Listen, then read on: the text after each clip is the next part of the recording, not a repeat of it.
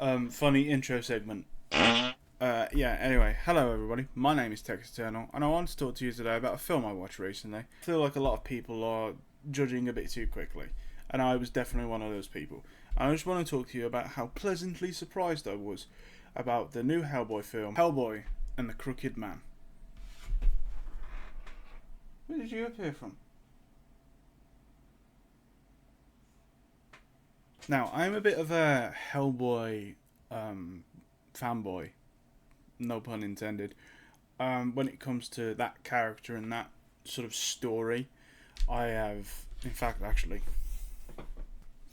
I quite literally have this set of the four main, like, arcs, if you will, all of the main omnibuses.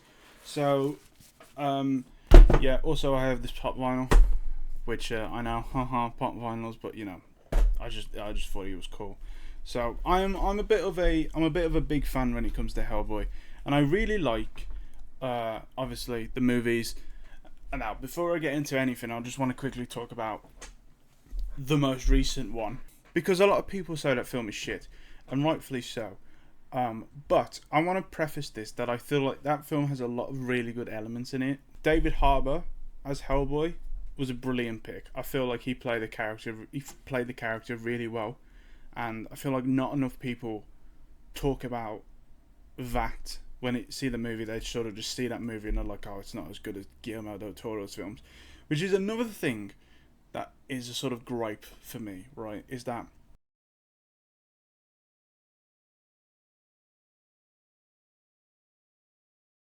people bring their representation or their depiction of the character to the cinema, to the big screen. If you don't know what Hellboy and the Crooked Man is, Hellboy and the Crooked Man is a short story-ish set in the world of Hellboy. It follows Hellboy and his assistants, whose name I can't remember, as they travel through this rural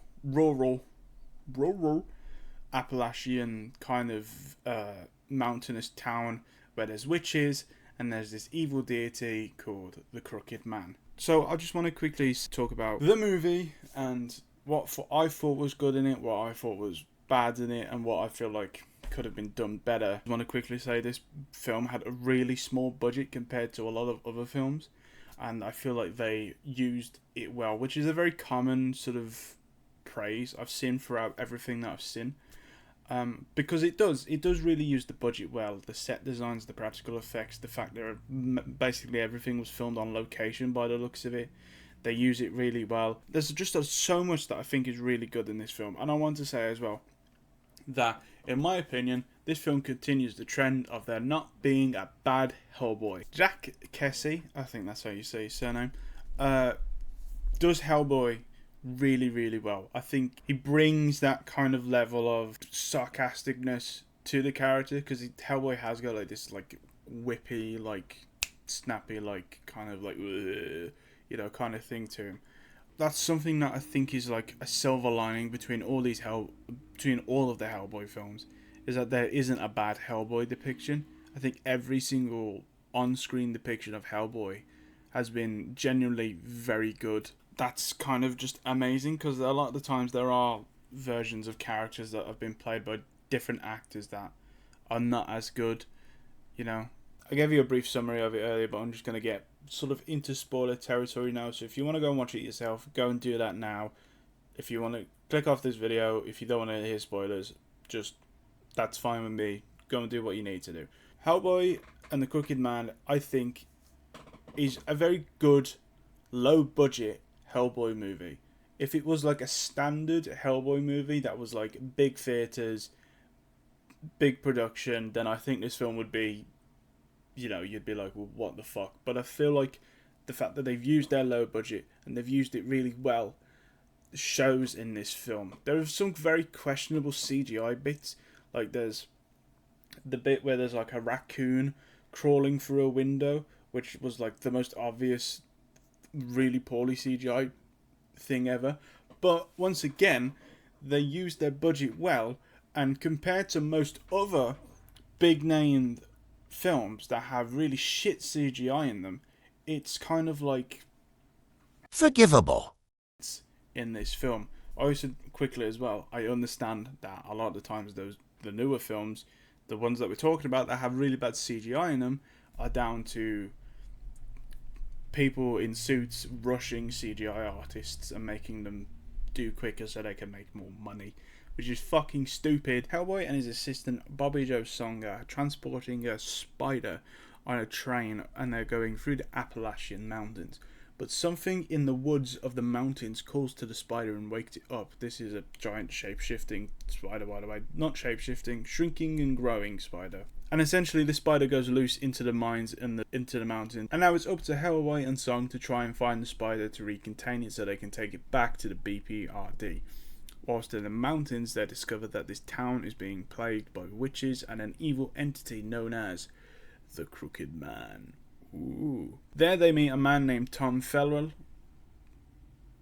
That's not his name. Tom Ferrell. And he's a very interesting character. I just want to point that out as well. He's probably one of my favourite characters in the film. He's got such a cool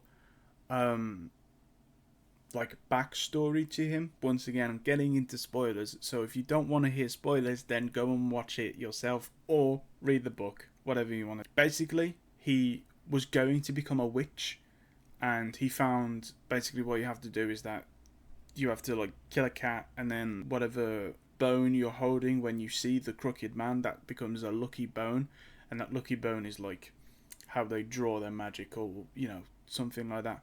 But he basically decided he didn't want to be a witch when he found that, and he ran away and he joined the army, and this lucky bone had kept him alive through the army, and now he's come home, sort of deal with the Crooked Man and sort of free himself. Because you get there and you find out his mom has died and that his dad has disappeared, and he's sort of this, it sort of gives you a sense of how long he's been away for, and you even get to tell from some of the other people around the town, they're "You've been gone a long time, Tom Ferrell."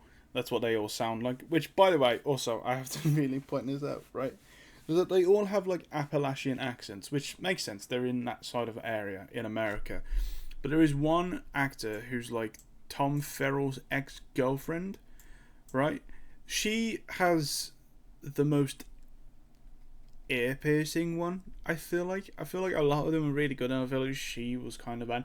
Also, spoiler alert as well, you see Hellboy's mum in this film, and she has this really in my opinion, this stereotypical British accent.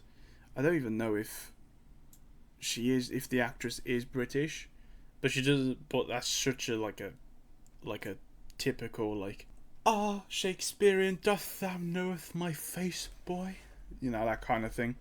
And so the story continues. Shit happens. Witches try and hunt them. They try and kill them. A zombie army is raised. The Crooked Man is "Give me your soul and I'll get a penny." That's not what he actually sounds like, but you get the point. A very vague and poorly descriptive way of doing it, but I don't want to talk too much about it because I want you to go and watch it and see this movie yourself. But now I'm going to talk more about things in this film that I were that still sort of range in the spoiler territory. And the first thing I'm going to talk about is this fucking one bit, right? In the beginning of the film, when Hellboy and Song enter into this house, they see this boy who's very ill on the floor. Tom Ferrell arrives and he discovers that there is a witch ball that is in his mouth, I think. And that's what's making him ill, essentially. A witch ball is a cursed object that witches use, and they throw them at people and it makes them cursed, right?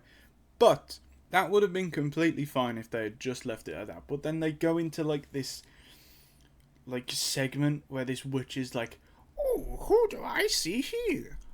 Ah, it be you.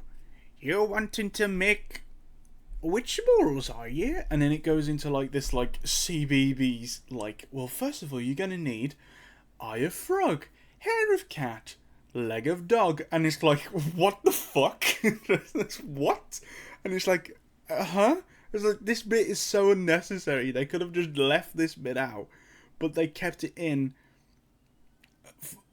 For what reason? And I'm okay, sure, fine, whatever. Also, there's a bit in the trailer where Hellboy is fighting this snake, the snake fight goes on for too long, right? He gets like RKO'd by one of them a few times, and it's like, okay, it's a bit dramatic, bro. It's a few snakes. You literally have a right hand made of stone. You literally pop one of their heads in the fight. Could you not just do that with the rest of them? So that's something else that I think was a bit sort of meh. This film tries hard to be a horror film. And the last Hellboy film tried to be a horror film as well, tried to be like a horror action. This one, I feel like, tries to be more of like a supernatural kind of horror film. But it doesn't really land, in my opinion. And that's coming from someone who is the biggest pussy in the world when it comes to horror films. But I can see what they were trying to do. But I don't think it really landed that well. I mean, it's definitely creepy, and there's creepy vibes in it. And, you know, that's the sort of general gist of the whole film, really, but nothing's like scary. I remember there's one bit where Hellboy's in this room, he's in this dining table, and you think that Tom Ferrell is behind him, but it's like Tom Ferrell and his face is like blurred and you can see him smiling, and Hellboy turns around and boogly boo, you know, and it's like, okay, it's not really that, you know, that scary.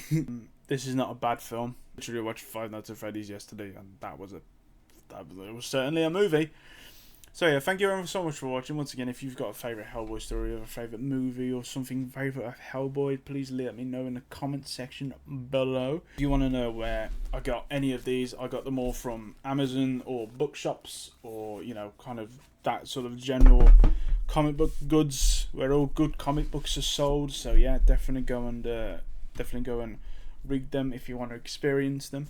So yeah, thank you everyone so much for watching. My name has been Tex Eternal, and goodbye. It's meant to be. I'm meant to be recording this video. Look what's on my wallpaper right now. It's him.